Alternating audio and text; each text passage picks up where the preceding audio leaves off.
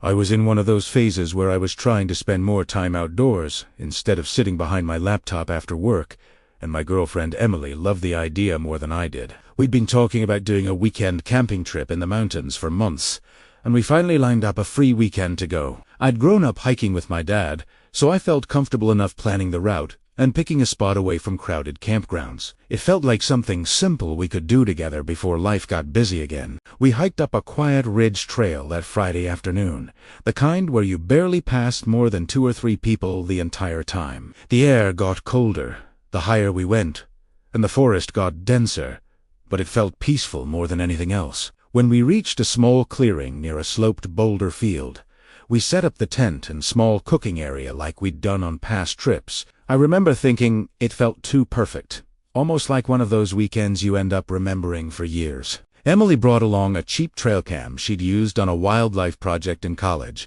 mostly as a joke to see if we could catch a deer or raccoon wandering near our tent. We strapped it to a thin tree facing the fire pit, planning to leave it on overnight. She kept teasing me about how it'd probably just record me snoring or getting up to pee in the middle of the night. It felt light-hearted, the way camping always does before darkness settles in. The first odd thing happened when we were eating dinner and heard what sounded like a single footstep just beyond the tree line. Not an animal scurrying or snapping twigs, but one solid step, like someone shifting their weight. I froze for a second, thinking maybe another hiker had wandered off the trail and gotten lost. When we called out, no one answered, and nothing moved. After a minute, we brushed it off, as our minds messing with us. In the quiet, later that night, we sat by the fire wrapped in one blanket, while everything around us felt still. Every small sound felt louder at elevation, but nothing seemed close. I remember Emily asking if we should put out the fire sooner than usual because she didn't want to attract animals. We decided to let it burn down naturally and headed into the tent around midnight. Inside, everything felt normal again, just cold air, rustling, sleeping bags, and our breath fogging. Somewhere around 3 in the morning, I woke up to what I thought was the crunch of leaves right outside the tent wall. It was soft but steady, like someone taking slow steps around the perimeter. I didn't say anything at first, because I wasn't sure if Emily was awake, and I didn't want to panic her. But when I heard the sound pause directly near her side of the tent, my heart started pounding. Emily whispered, asking if I was hearing the same thing she was, and that confirmed it wasn't in my head. The steps moved again, circling slowly, like whoever or whatever it was didn't care about being quiet. I unzipped the sleeping bag halfway, ready to grab the flashlight, but the footsteps suddenly stopped. The silence that followed lasted long enough for both of us to hold our breath. When morning finally came, the forest outside looked completely undisturbed. No prints, no sign of anything being out there. We almost convinced ourselves we'd just been tired and interpreting normal sounds as something worse. But when Emily grabbed the trail cam and said she wanted to check it immediately, something in her voice sounded uneasy. She handed it to me because her hands were shaking too much to open the footage. The moment I saw the first thumbnail frame, my stomach dropped. There was a figure standing just outside the glow of our fire. The frame didn't show much at first, just the faint outline of our tent and the fire burning low beside it. But as the footage played, the figure stepped fully into the camera's view, and I paused it without meaning to. It was a man, wearing a hooded jacket and standing completely still, his head angled toward our tent.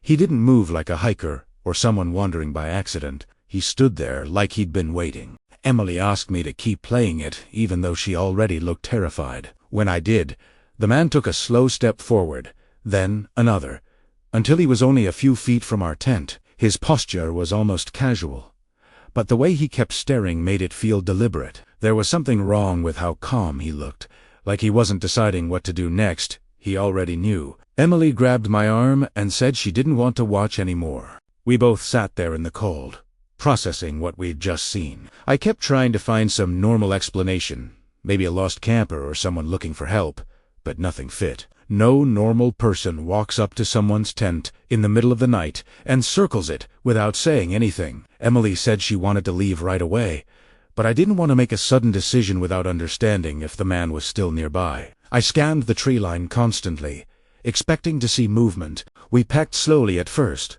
But the speed picked up once we realized how vulnerable we felt being out in the open. Every sound made Emily jump, and I couldn't blame her because I felt the same way. I kept the trail cam in my hand like evidence we might need later. Once everything was packed, we started heading down the trail, trying to act calm but walking faster than normal. The forest felt different now, like the trees were hiding someone instead of just standing there. About 10 minutes into the hike, we noticed fresh boot prints along the trail that hadn't been there the day before. They weren't huge or distinctive, but they matched the general shape of the man's shoes in the video. The weird thing was, they weren't heading down like us, they were coming up, toward our campsite. Emily covered her mouth when she realized that meant he'd arrived sometime after we set up and maybe followed our trail. She asked if he could still be behind us. I kept looking back, expecting to see him at any moment. The trail curved enough that you couldn't see too far, and that made it worse, because every blind corner felt like a place he could be waiting. We heard the wind move through the branches, and both of us spun around like it was footsteps. I tried to reassure her, telling her we just needed to reach the lower ridge where the trail widened, but even I didn't believe it fully. When we reached the narrow section of switchbacks, I heard something that made me stop. It sounded like a single rock shifting on the trail above us, one clean footstep on loose gravel. Emily heard it too because she immediately grabbed my sleeve and whispered my name. I didn't want to assume it was the same man, but the timing was too perfect. We stood there silently, waiting to hear another sound. And then we heard breathing. Not animal breathing.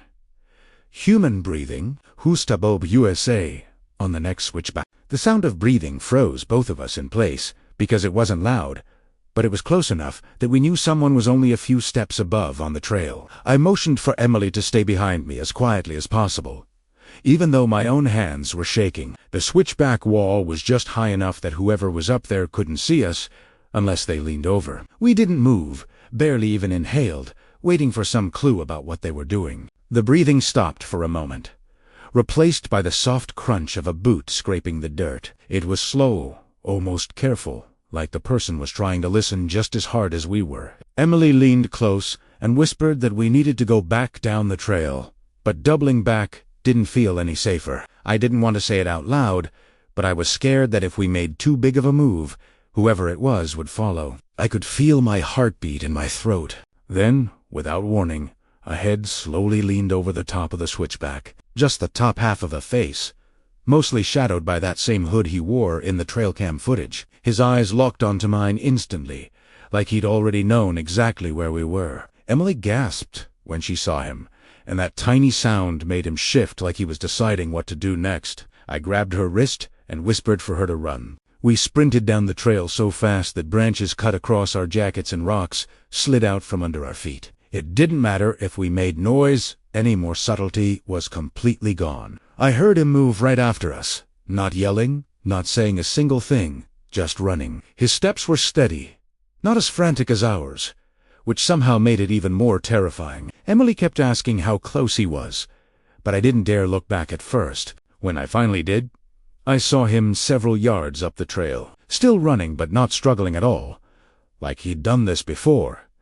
His hood didn't bounce, and he didn't trip or hesitate. It felt wrong how controlled he looked. We reached the lower ridge where the trail widened, but our legs were burning, and Emily stumbled. I pulled her back up, telling her we were almost to the lot, even though we still had a good distance to go. Once the trail opened, we finally had the chance to cut through the trees instead of staying on the switchbacks. We ducked off the path, moving between trunks and brush, trying to stay quiet even though we were out of breath. I held Emily's hand the entire time so we wouldn't get separated. We kept going until the trail disappeared behind us and the forest became thick again. For the first time, I couldn't hear the man's footsteps, but I also couldn't tell if he'd stopped following or just changed directions. We crouched behind a fallen tree, waiting to hear anything movement, breathing, snapping branches, but there was nothing.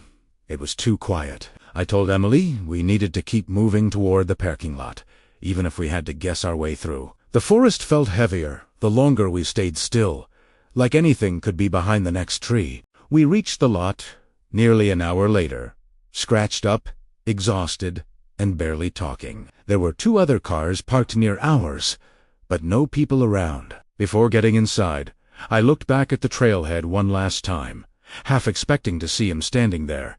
But the path was empty, and the trees barely moved. We got in the car and locked the doors instantly, sitting in silence before I finally started the engine. We never reported it because we didn't even know what to say beyond the footage. And sometimes late at night, I still wonder if he watched us leave or if he followed someone else after we escaped. The footage is still saved on my laptop, but I haven't opened it since that day. I don't think I want to see that moment he first stepped toward our tent ever again. If you enjoyed this story, consider liking and subscribing for more.